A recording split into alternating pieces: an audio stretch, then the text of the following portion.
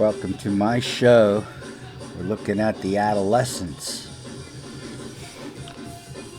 I'm East Coast Pete, your host. The Adolescents are an American punk rock group from Fullerton, California. They are much closer to East LA than to the beach. They are considered hardcore punk, faster, harder, and more violent than regular punk. They were one of the better known bands to come out of SoCal, like Agent Orange and Social Distortion. That's two other SoCal bands from the early days.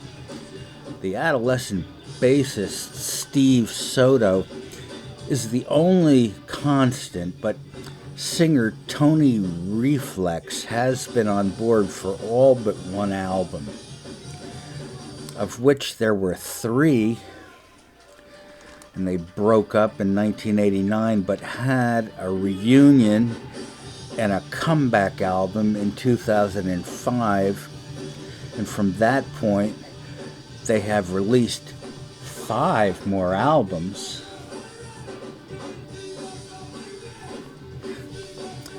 Guitarist Rick Agnew and drummer Casey Royer had played with the Detours, no, not the Proto Who band. This was when they were only 15 or 16.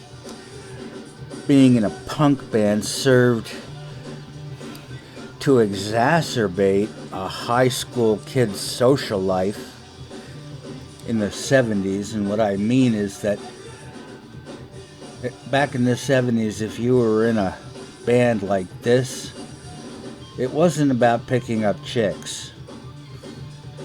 I mean, the rest of the dicks all thought you were a little twat and they just wanted to pee all over you.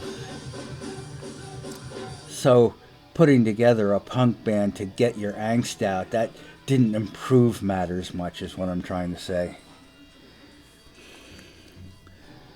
In fact, it kind of made things worse. And that's what this song and these bands are singing about. And their name was taken from an all-female band in Petaluma who had discarded it.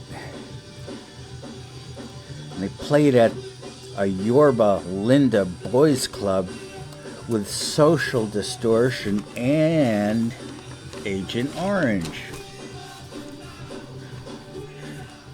You remember what Agent Orange was? And during the Vietnam War, they would just throw that shit all over the place to burn shit down and cause some terrible injuries and terrible, terrible birth defects. Thanks, DuPont. Yeah, Agent Orange is also a punk band, and they're still doing stuff.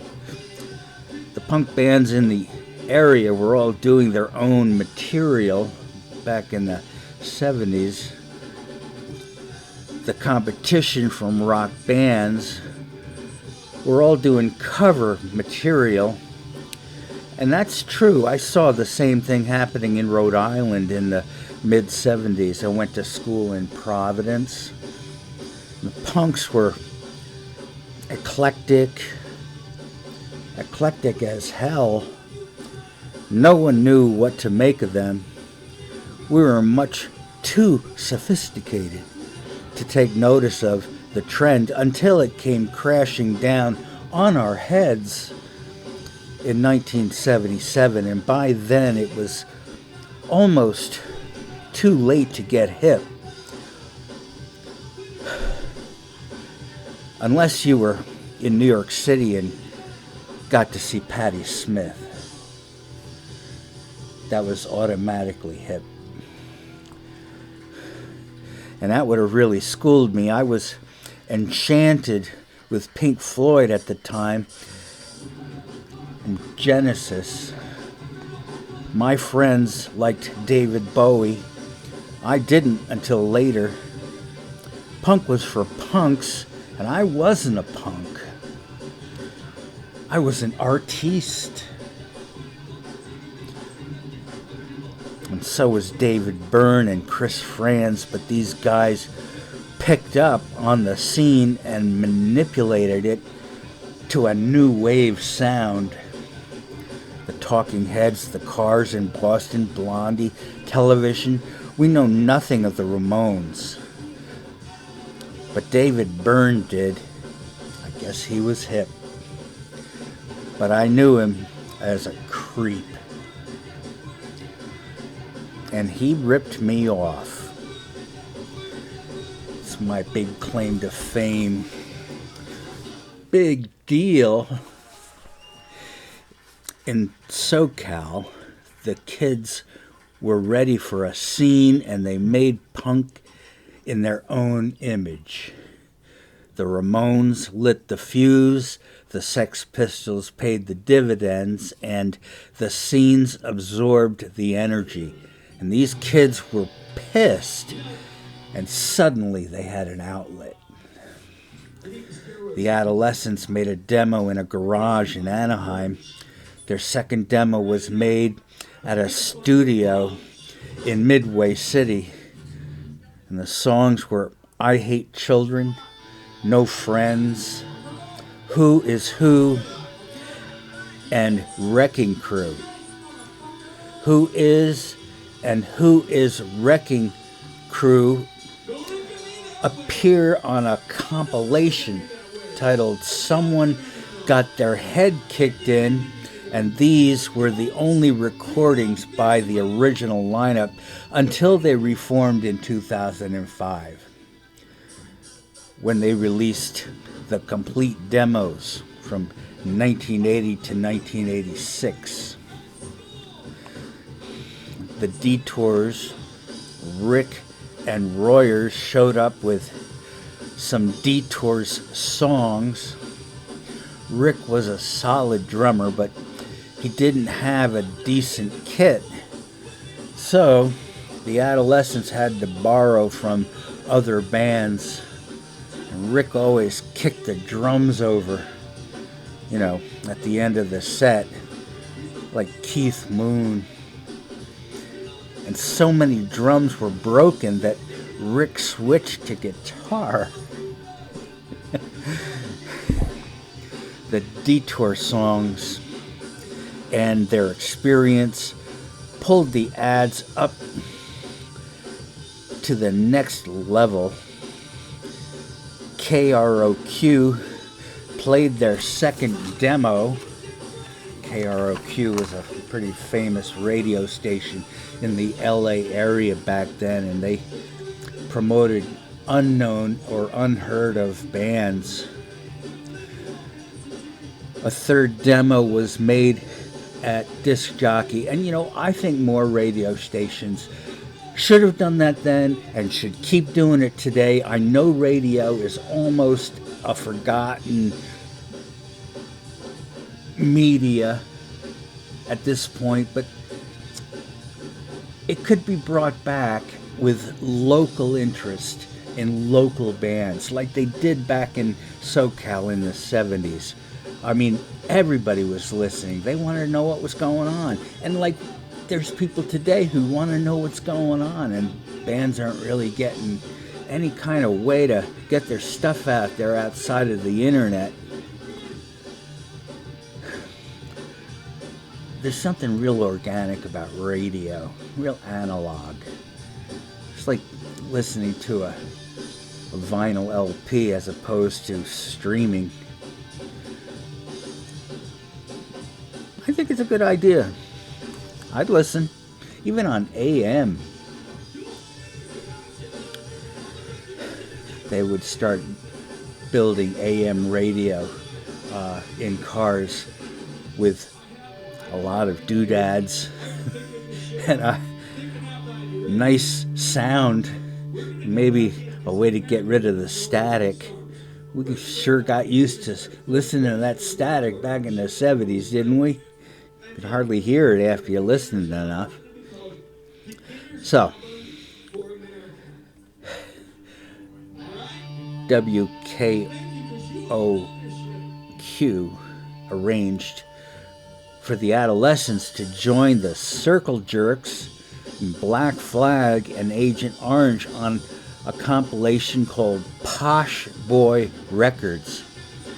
The Ads song America became a radio hit. Oh well, that wasn't America, it was amoeba. Not the same thing. They opened for the Germs. I guess that could go along with the amoeba thing. The Germs' final show in 1980. This was at the Starwood in West Hollywood. I don't know if you remember the Germs. I think they became famous primarily because they called themselves the Germs. Everybody wanted to see a rock band that had the nerve to do that. Seems like they didn't last past the 80s, though. I wonder where they went. The Adolescents came out with the Blue album. It was recorded, mixed, and mastered in only 4 days.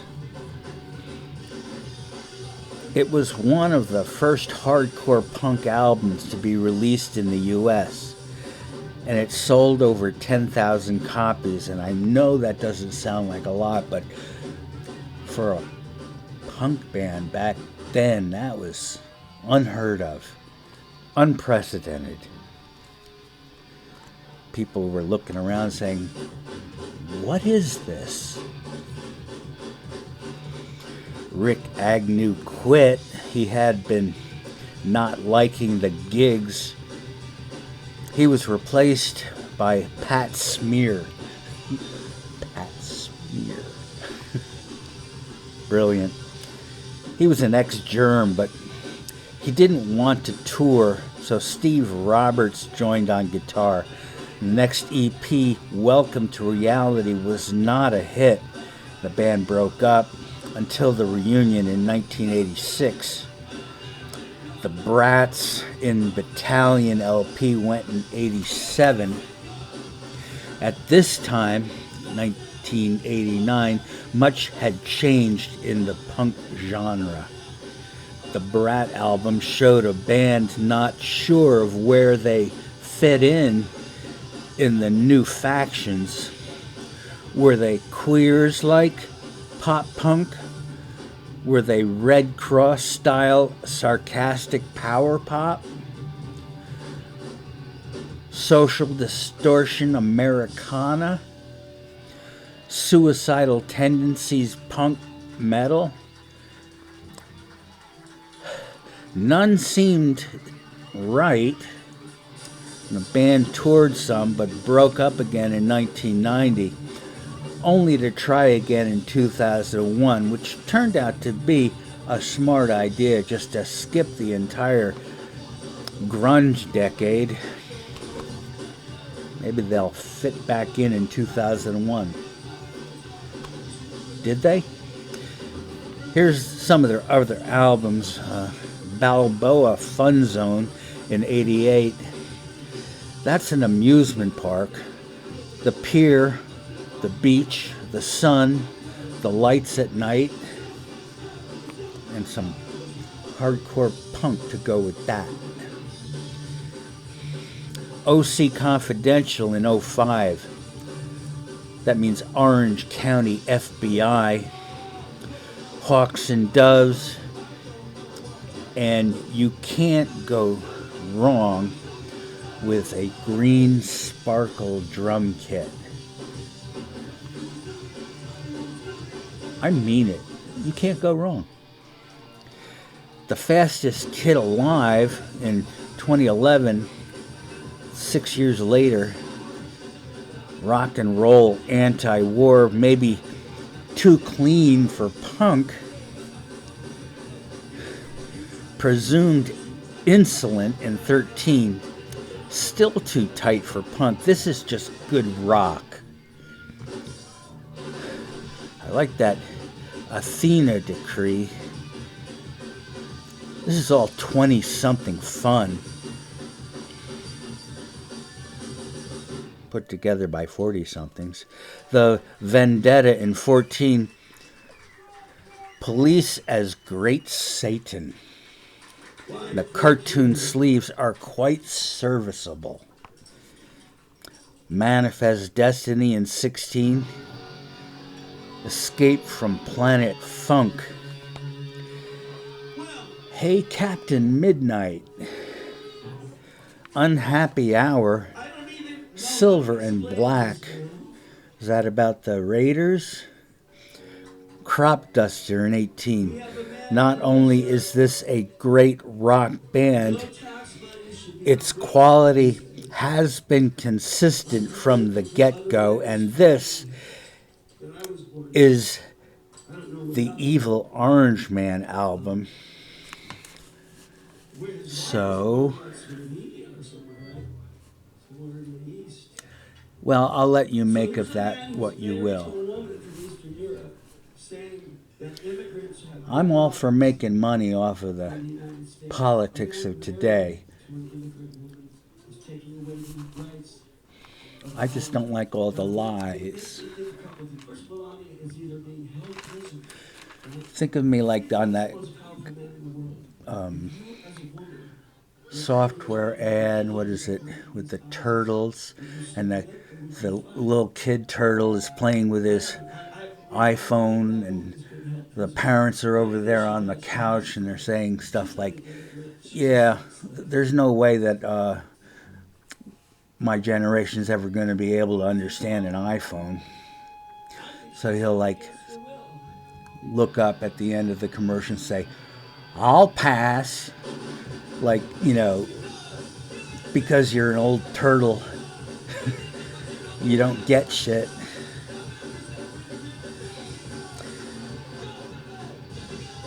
Yeah, well, I don't know, maybe there's some truth to that. This has been a long video. Here, do me a favor.